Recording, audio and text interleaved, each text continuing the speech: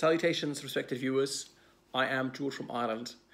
This is a video about the Democratic Party contenders for the 2020 presidential election. Anyway, one of my innumerable adoring fans requested that I make a video about this.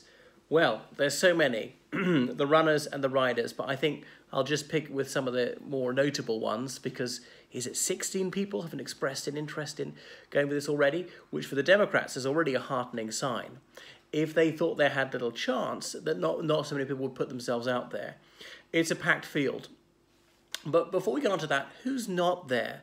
Who's not throwing his or her hat into the ring? Who might have been? Some people were feverishly calling upon Oprah Winfrey to allow her name to go forward. She's known mononymically. If you just simply say Oprah, everybody in the United States knows who you're talking about. That doesn't apply to anybody else. The former First Lady, Michelle Obama, would she participate? But she's already excluded that possibility. They both got name recognition. Oprah is a billionairess. I think the only African-American woman to be a billionairess was the Michelle Obama.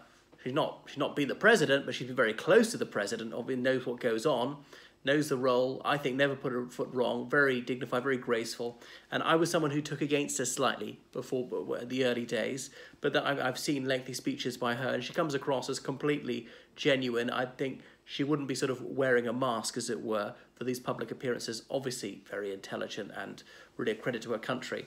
But besides her, well, Richard Ojeda, a very different sort of person, but he's not going to rule himself out, but he's no longer talking about it. Some people were saying it would be a good idea. Seems to have gone off the radar somewhat. People talked about would a Hollywood actor try and get involved. Anyway, that's not happened. I always thought someone like Bill Gates would be great, a liberal billionaire, someone who could say, and if elected, I'll pay for everybody's Medicare for the whole 4 years or something like that, who could afford to do it. Is that a bribe? I'm not sure. Or just donate it beforehand. Win or lose, there's the money, because it's still a wonderful thing to do. Anyway, I'm going to go through them in no particular order. And Andrew Yang is one of them, a self-made millionaire, a Chinese American, and there are very few Chinese Americans in politics. He's got the idea of universal basic income, something I don't happen to agree with. I mean, it's been tried in Canada, in one of the provinces, I think, in Finland. I believe the scheme was withdrawn in both cases. I think surely much wiser to target it at the needy than just splurge it everywhere. Or why don't you just like take the low paid out of taxation altogether, something like that? Because you're giving with one hand, taking away with the other. But okay, the overall aim of making life better for the majority of people, it's hard to quibble with that. And, you know, $1,000 a month or something is not enough to live off, so people would still work, I think. Yeah, so as I say, he's a business person. It's hard to say he doesn't know what he's talking about, and he didn't come from a very privileged background, unlike Trump. So yes, he's different, he's engaging. I don't think there are any skeletons in his cupboard. He's been reasonably good. I don't think he's probably the best person to go for it. He's maybe just the right age, young, but not too young. Okay, come on to Elizabeth Warren, a very different sort of person, and perhaps too professorial. Now, much play has been made of the fact that she said that she's a Native American, and then some DNA tests prove that, yes, she does have Native American ancestry, and Trump scorned her as Pocahontas. Now, was that saying it's bad to be Native American, or saying that this woman's claim to have Native American ancestry is bogus? Probably both, actually. But anyway, it's not bad that she says that part of her ancestry is there. It is there. She wasn't lying.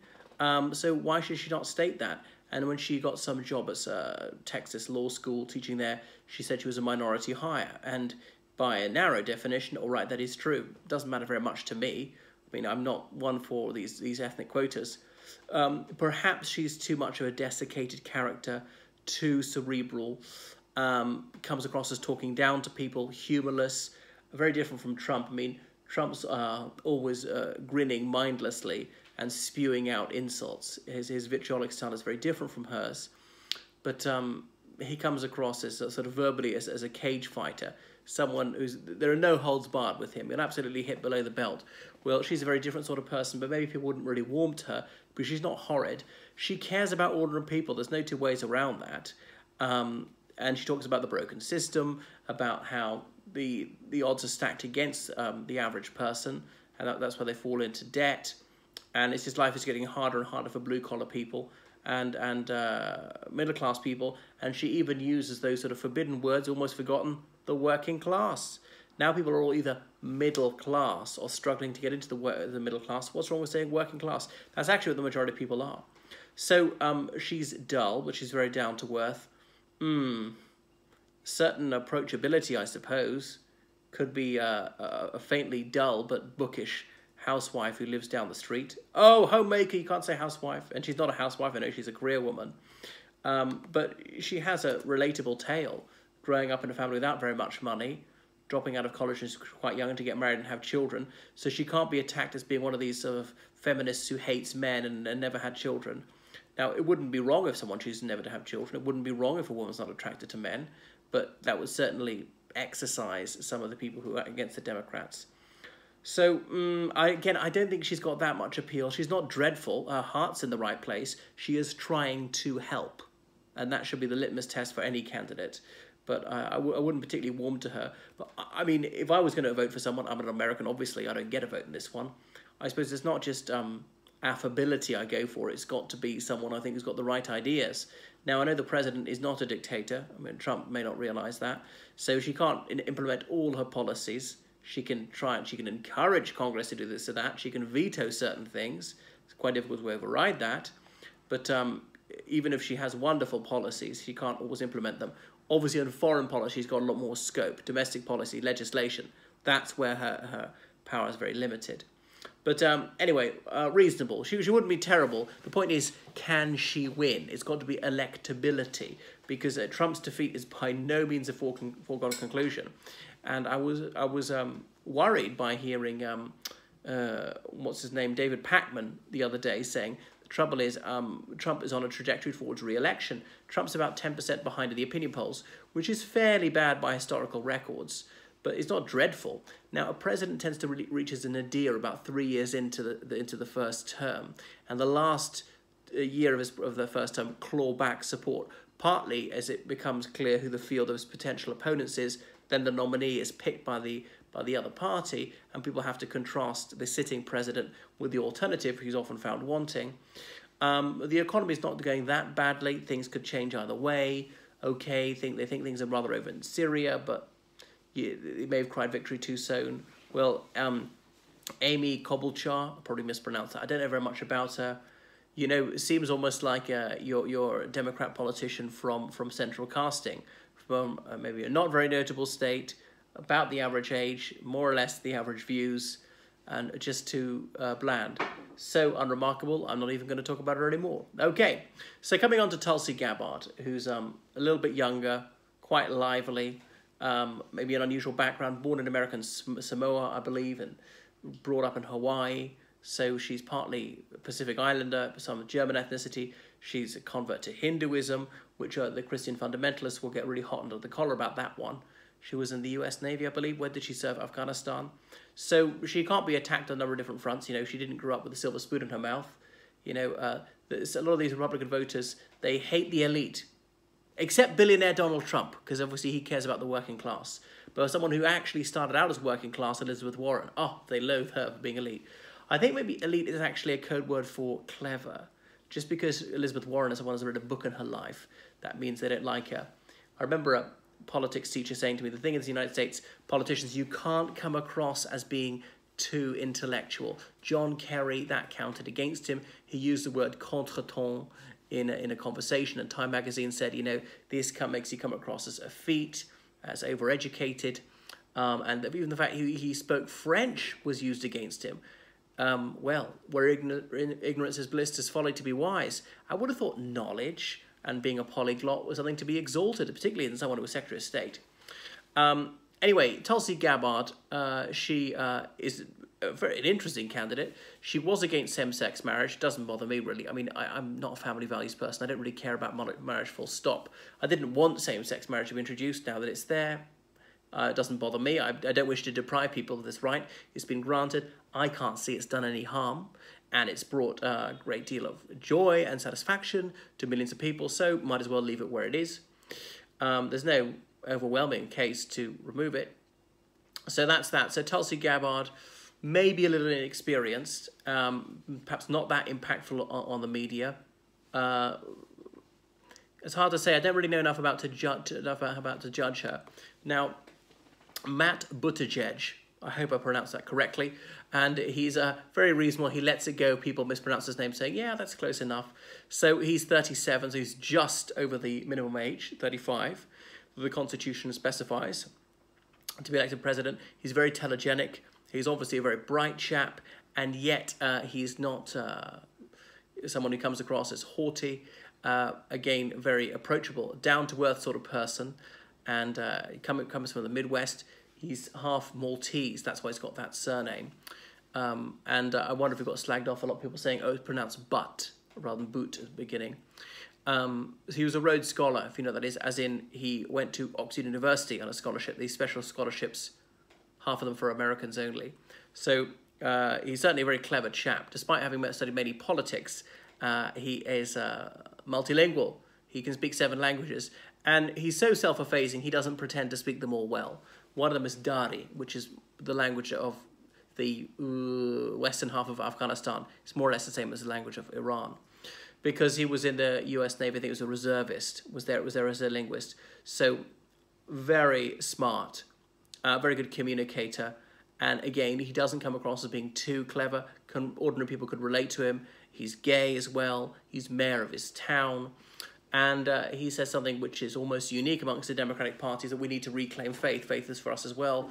That Christianity for him is about mercy, is about helping others, caring about the community, looking after the most vulnerable members of society, the needy, the widower, the widow, the orphan, the sojourner. That would be now immigrant, including illegal immigrant, refugee, and so on.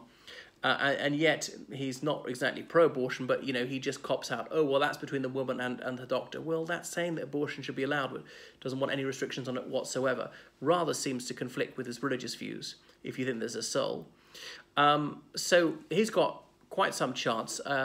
And, I mean, apart from the fact he's a white male, he's about as different from Donald Trump as you could possibly get in terms of age, in terms of sexual orientation, in terms of intellect, in terms of, well, his outlook. And the fact that he did not skive military service. It'd be good to have a real medical examination for Donald Trump. Can we see those bone spurs? Did they ever exist? Because, by the way, they're a lifelong condition. They wouldn't have gone away from the 60s when they were diagnosed. So Buttigieg, I mean, I think the United States would be safe in his hands. And I haven't heard a criticism of anything he's done wrong. And he's got to be there for the people of his town. They've got to be able to contact him with their concerns. So it's not been a politics at a national scale, but yeah, I think he's fairly credible and he'd be a good president. Coming on to Kamala Harris, well, a bugbearer of many Republicans. She's a prosecutor in California, and she's an ethnic minority person. She's partly black, partly Indian. There are very few Indian Americans in Congress. So I know California is seen as a den of iniquity by many Republicans, and it's like the root of all evil. Hollywood is there pumping out liberal left propaganda. So this woman is in the House of Representatives, and she's maybe more liberal than left, if that makes any sense to you. I think maybe not left on political issues, but on matters of what people should be allowed to do. Very liberal. Late-term abortion, absolutely fine with that. She married relatively late in life and has no children. And again, some Republicans say, oh, you're an anti-family values person. But yeah, certainly she's presentable. Comes across as a bit stuck up to me, but slightly goes with the territory politics. If you're going to put yourself out there, you've obviously got to have some self-belief, and that will come across to other people as being arrogant, but difficult to avoid. Either that, or they say you have zero confidence, but I don't warm to her that much. She's not dreadful. Obviously, anyone's miles better than Trump. But, you know, being a woman, would that actually activate some women to vote for her who otherwise wouldn't bother to vote or might even vote the other way? Didn't seem to work for Hillary. Obviously, Hillary had a few more votes from women than she did from men. Being an ethnic minority person, maybe some ethnic minority people would come out for the election more than they did before. I mean, that was one of the reasons that Hillary lost, that African Americans were not so motivated to vote for her as they had been for Obama. Kamala Harris, somewhat electable. I mean, so far, I think maybe Matt Buttigieg would be that way. I mean, perhaps America's still so racially prejudiced that being white is still quite an advantage in elections, or even so gender prejudice that being a man is still a bit of an advantage. Then coming on to Bernie Sanders, well, a very different person, just as old as Trump. He's from Vermont. He's a Jewish guy, not particularly religious. Anti-Semites might be fired up trying to stop him. And what else? Yeah, so he's a socialist. Wow. The word people dare not utter. But then he's in the Democratic Party. And I know the word socialist is just anathema to many Republicans. But he's unspun. I got to hand it to him. He refused to trim. These were his opinions. He's willing to change his mind. And he's amenable to compromise. He was a socialist when it was obviously deeply unfashionable, and everyone tried to pretend that let's say the UK Labour Party was the same as Stalin or something. I mean, so the Republican Party would have tried to present that. The trouble about Bernie Sanders is he's not presentable, and first impressions matter to some people. Say he's a bit dishevelled. Well, look at yours truly. Now, Sanders is certainly a conviction politician. He's in public life for the right reasons. He entered this forum not out of vanity, simply because he is trying to help. He cares for the penurious. He's a man of ideas. And again, I suppose the fundamental question of politics is, what are you doing to reduce suffering? And he's got his ideas about Medicare, about Medicaid, about free college for all and so on. Okay, maybe I shouldn't call it free, taxpayer-funded college. Now, I don't completely agree with him, but he's definitely doing the right thing, taking on the powerful vested interests and all the rest of it. Where Trump, what's he doing? Well, nothing really, making it worse. Claiming that a trade war with China is going to reopen the factories. Well, I don't think that's happened in a single case. So I think Bernie, obviously he narrowly missed out on the Democrat nomination last time, and there's this theory, oh, if he'd got it, then they would have beaten Trump because it would have actuated people to vote because Hillary's a corporate Democrat, she's not different enough. I know she had very high negatives, but I think Bernie was a bit too left field. I'm afraid I don't subscribe to this notion the Democrats would have won if Bernie was their man. I think they would have done slightly worse, actually. So I could be mistaken. Principled opponent of the death penalty and all that. So I have a lot of admiration for him as a person, like his ethics, but don't agree with his policies that much. But I don't think he's electable. I think he might lose against Trump again. So he's probably had his time as well. It'd be good if there'd be a bit of youth against age. That would count in favour of the Democrats. Then coming on to Joe Biden, again, who's almost as old as Trump, the erstwhile vice president. Well, everybody knows who he is, and we've been in politics a very long time, since the early 80s. So he can certainly fundraise. Is he too much of a moderate? Possibly. But then it's been maybe that's good you can't outflank him and say, oh, he's a raving left-winger. But then perhaps, again, people wouldn't motivate people. Well, what's the point? He's just Trump light, they would say. Not true, of course, but that would gull some people. Perhaps a bit vacuous, comes across as likable, just everybody's relaxed uncle. Now, he might remind people of the Obama administration, because it was VP, and that might energize the Republicans to come out and vote against him. I don't think so. There was a lot of bile directed at Obama, much less so at Biden. I know the vice president's less important, obviously, but even so, Biden's name was seldom mentioned. He's not remembered or particularly linked to a disastrous policy or anything.